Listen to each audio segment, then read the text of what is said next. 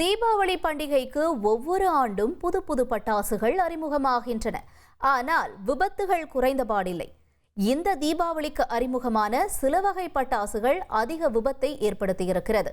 அது என்ன பட்டாசு, விபத்துக்கான காரணம் என்ன என்பது பற்றி விவரிக்க இணைந்திருக்கிறார் எமது சிறப்பு செய்தியாளர் Kharge. Over to you Kharge. Deepavali அப்படின்னாலே பட்டாசுகள் அப்படின்றது ரொம்ப முக்கியமான ஒன்று. பட்டாசு இல்லாமல் தீபாவளி இல்லை. தீபாவளிக்கு புது புது பட்டாசுகள் அறிமுகமாகிறது. ஒவ்வொரு வருடமும் என்ன புது பட்டாசுகள் அப்படின்னு எல்லாரும் ஆர்வமாக வாங்குறாங்க, வெடிக்கிறாங்க. ஆனால் இந்த விபத்துக்களை புதிய பட்டாசுகளும் ஏற்படுத்துகிறது. இந்த பட்டாசுகளுக்கெல்லாம் உரிய ஆய்வுகள் செய்யப்பட்டதா அப்படின்ற கேள்விகளும் ஏற்பட்டிருக்கு. சமீபத்தில் நீங்கள் பார்த்துருப்பீங்க, எல்லாருமே ரீல்ஸில் பார்க்கக்கூடியது தீபாவளி அன்று ஏற்படுத்திய விபத்துக்களில் ஒரு குறிப்பிட்ட வகை பட்டாசு அப்படின்றது பெரும் விபத்துக்களை ஏற்படுத்தியிருக்கு. இந்த பட்டாசுடைய பேஸ் அப்படின்றது நம்ம பென்சில் வெடி அப்படின்னு கையில் வச்சுருப்போம் இல்லையா, அதோடைய பேஸ் தான். இதில் இன்னைக்கு கிட்டார் மாடலில், கதாயுதம் மாடலில், வாள் போல, பேட் போல பல்வேறு வகையில் இதை மாற்றி புதுசாக சந்தைக்கு கொண்டு வந்திருக்காங்க. இதனால் பல விபத்துக்கள் ஏற்பட்டிருக்கு. இதில் என்னென்னா, அப்படி முன்னாடி பிடிக்கிறாங்க, அது அப்படியே பின்னாடி பேக் ஃபயர் ஆகி அவங்களுடைய சட்டையில் அப்படியே ஒட்டிக்கிறது. அதுக்கப்புறமா அவங்க சிகிச்சைக்கு போக வேண்டிய சூழல் ஏற்படுது. இது மாதிரியான ரீல்ஸ் சமூக வலைத்தளங்களில் நிறையவே இருக்கிறது. இந்த பட்டாசு அப்படின்றது ஆபத்தானதா அப்படின்ற கேள்வியும் ஏற்பட்டிருக்கிறது. நம்முடைய இது பற்றிய பார்வைகளை பகிர்ந்து கொள்வதற்காக பேரிடர் மேலாண்மை நிபுணர் திரு மாதவன் அவர்கள் இணைந்திருக்கார். சார் வணக்கம்.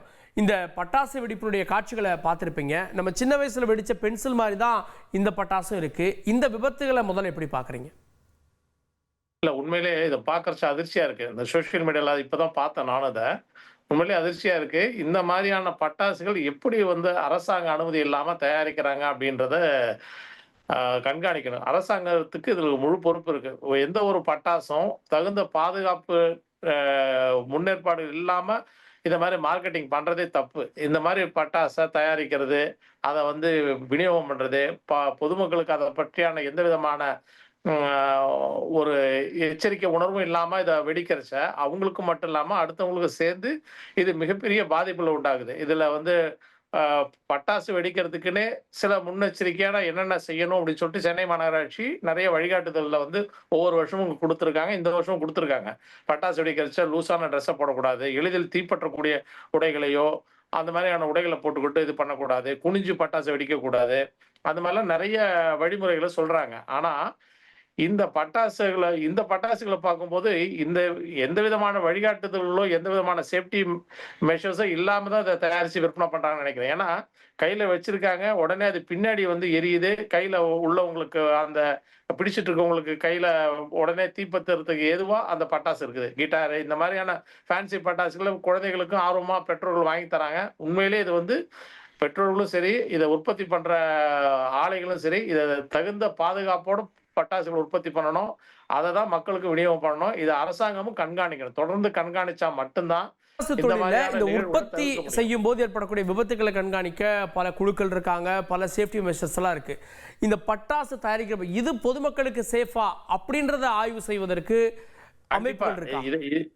இதை பாக்குறச்ச இதை நிச்சயமா அதையும் ஆய்வு பண்ணணும். எந்த ஒரு பட்டாசையும் மார்க்கெட்ல அறிமுகப்படுத்துறதுக்கு முன்னாடி அது தகுந்த பாதுகாப்பு வசதிகள் இருக்கா, அதாவது அந்த பட்டாசுனால எந்த விதமான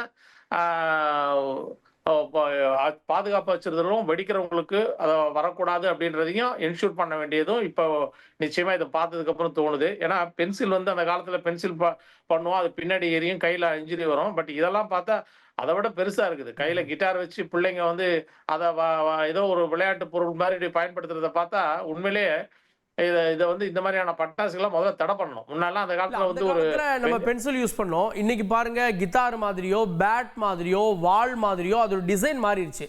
இன்னும் சொன்னா அதுல ஸ்பார்க்கிள்ஸ் அதிகமா இருக்கு. இன்னும் அதை விட இது அதிகமா ஸ்பார்க்ஸ் வருது. ஸோ குழந்தைகளை கான்சன்ட்ரேட் பண்ணி இதை சந்தைக்கு கொண்டு வந்திருக்காங்க அப்படின்னு பார்க்கணுமா? நிச்சயமா இது குழந்தைகளையும், அதுல குழந்தைகள் கூட இல்ல, வயசுக்கு பெரிய பெரிய பிள்ளைங்க தான் நிறைய பேர் அதை ஒரு 15-20 வயசு பிள்ளைங்க தான் அதை வெடிக்கிறாங்க. எல்லாருக்குமே எப்படின்னா, இந்த பட்டாசு வெடிக்கிறது ஒரு ஃபேன்சியான ஒரு விஷயமா இருக்கு. எல்லாருமே ஒரு யங்கர் ஜெனரேஷன் பீப்புள் இன்னைக்கு அதை வெடிச்சு அதை ரீல்ஸ் போடுறதுல எல்லாருக்கும் ஒரு சந்தோஷம் இருக்கு. பட் அதுல எந்த அளவுக்கு பாதுகாப்பு அம்சங்கள் இருக்குது, அந்த பட்டாசு வெடிக்கிறச்சு என்ன மாதிரியான முறைகளை பின்பற்றணும் அப்படின்றது பார்க்கல கவனம் கொள்றது இல்ல. இப்ப பாத்தீங்கன்னா சமீபத்தில் இப்ப ஜஸ்ட் இந்த விஷயம் சொன்னதுக்கு அப்புறம் நான் செய்தியில படிச்சேன். மத்திய பிரதேசல கை துப்பாக்கி மாதிரி உள்ள ஒரு பட்டாசை வெடிச்சு 122 பேருக்கு கண் பார்வை வந்து பாதிச்சிருக்கு. அதுல 15-20 பேருக்கு கண் பார்வை போயிருக்குது. சோ பட்டாசு வெடிக்கிறச்ச முதல்ல இன்ஜுரி கையில இன்ஜுரி ஆகும், இல்லைன்னா ஸ்பார்க் பட்டு கண்ணுல படும். இது வந்து மிக சாதாரணமா நடக்கக்கூடிய விஷயங்கள். கவனம் வந்து நமக்கு தான் இருக்கணுமே தவிர இந்த மாதிரியான பட்டாசுகளை கண்டிப்பா அரசாங்கம் தடை பண்ணும். ஏன்னா அந்த காலத்துல பாத்தீங்கன்னா வெங்காய வெடின்னு ஒன்று இருக்கும், மேல பட்டா வெடிக்கும். சோ அதை தடை பண்ணிட்டாங்க. ஓலை பட்டாசுன்னு ஒண்ணு சொல்லுவாங்க, அதெல்லாம் தடை பண்ணிட்டாங்க. அது மாதிரி இந்த மாதிரியான ஃபேன்சி பட்டாசுகள் எல்லாம் அதுல எந்த அளவுக்கு பாதுகாப்பு அம்சம் இருக்குதுன்றத பார்த்துட்டு, அப்படி இல்லைன்ற பட்சத்துல அதை தடை செய்ய வேண்டியது அரசாங்கத்தோட முழு கடமை. ஏன்னா இதை எல்லாரும் இது நிச்சயமா வந்து பாத்தீங்கன்னா எந்த விதமான ஒரு இது இருக்கிற மாதிரி தெரியல. டக்குன்னு பார்த்தா கையில வச்சிருக்காங்க, கையிலேயே வந்து ஃபயர் ஆகுது, கை இதாகுது. நிறைய பேர் இதுல எத்தனை பேர் பாதிக்கப்பட்டிருப்பாங்கன்னு தெரியல எனக்கு. சார், இதில் மற்ற பொருட்கள்லாம் வந்து ஒருத்தர் பயன்படுத்திட்டு அதனுடைய ரிவ்யூ பார்த்துட்டு தான் வாங்குறோம், ஒரு நார்மலாக ஒரு மொபைல் ஃபோனில் தொடங்கி. ஆனால் பட்டாசை பொறுத்த வரைக்கும் இந்த ஆண்டு என்ன புதுசாக வந்திருக்கு அப்படின்ற ஒரு மனநிலை இருக்குது. அதுவும் குழந்தைகள் யூஸ் பண்ணக்கூடிய பட்டாசுலாம் இன்னும் எவ்வளோ கேர்ஃபுல்லாக இருக்கணும்? நிச்சயமாக எல்லா பட்டாசுக்கும் வந்து அந்த உற்பத்தி பண்ற மேனுஃபேக்சரர்ஸ், அந்த உற்பத்தியாளர்கள் தான் கவனமா இருக்கணும். ஏன்னா இந்த மார்க்கெட்ல வந்து நம்ம பட்டாசு விற்கணும்னு சொல்லிட்டு ஒரு நாள் கூத்துக்காக இதை வந்து பட்டாசு உற்பத்தி பண்ணி கொடுக்க கூடாது. அதுல உள்ள பாதுகாப்பு அம்சங்கள் சரியா இருக்கான்றது அவங்களுக்கு தான் அதுல முதல்ல வந்து ரெஸ்பான்சிபிலிட்டி இருக்கு. முதல் responsibility lies with the manufacturer. அவங்க இந்த மாதிரிலாம் பட்டாசு வெளியே விட்டு மக்களை கவர்றதுக்காக பண்ணி கடைசியில நிறைய பேர் பாதிப்பு வந்துச்சுனாக்கா எல்லாருக்கும் தானே கஷ்டம் அது. அதனால இதை வந்து அடுத்த தடவை இது இருக்குமான்னு தெரியாது. இந்த பட்டாசு வேற விதத்துல வேற வடிவத்துல பட்டாசு வரும், அவ்வளவுதான். ஓகே, நிறைய தகவலை தந்தி டிவியோடு பகிர்ந்து கொண்டீர்கள். இணைந்ததற்கு நன்றி மாதவன் சார். இந்த வகை பட்டாசுகள் ரொம்ப ஆபத்தாக இருக்குது அப்படின்றத நம்ம பார்க்குறோம். நிறைய விபத்துகள் சின்னவங்க மட்டும் இல்லை, பெரியவங்களும் பயன்படுத்துகிறாங்க. அதனுடைய கலர், அதனுடைய ஸ்பார்க்கிள்ஸ் இதெல்லாம் பார்க்குறப்போ ஒரு ஆசையாக இருக்குது. ஆனால் அதனுடைய பின் விளைவுகள் அப்படின்றது ஒரு பெரிய அளவிலான வெடி விபத்து போல் அப்படியே ட்ரெஸ்ஸே கறி ஒட்டி கொண்ட நிகழ்வுகள்லாம் கூட இருக்கிறது அப்படின்றத பார்க்குறோம். ஏன் இந்த வகை பட்டாசுகளுக்கு தடை விதிக்கக்கூடாது அப்படின்ற கேள்வியும் எழுப்பப்படுகிறது அப்படின்றது இங்கே கவனிக்கத்தக்க ஒன்றாக இருக்கிறது.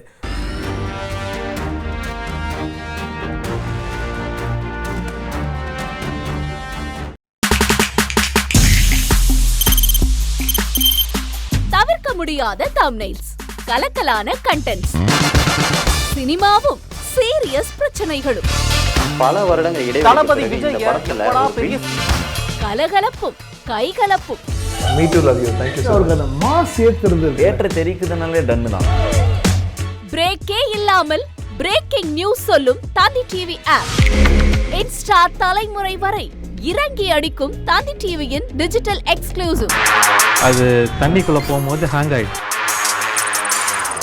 உங்களுக்கு விஜய் சார் எந்த அளவுக்கு ரொம்ப பிடிக்கும்? Of course, Malayalis are huge Vijay sir fans. ரெண்டு பேருமே ரொம்ப பிடிக்கும் எனக்கு. தந்தி டிவி ஆப்பை இலவசமா டவுன்லோட் செய்யுங்க, ஃபாலோ பண்ணுங்க, சப்ஸ்கிரைப் பண்ணுங்க, என்ஜாய் பண்ணுங்க.